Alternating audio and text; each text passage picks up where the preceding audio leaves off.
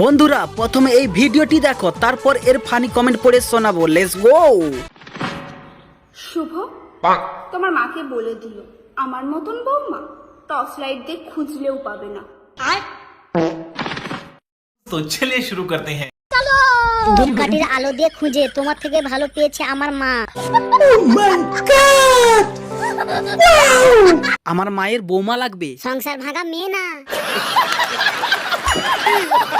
তোমার মতন বৌমা আমার মায়ের দরকারও নেই। আমি হ্যালোজেন দিয়ে খুঁজে নেব।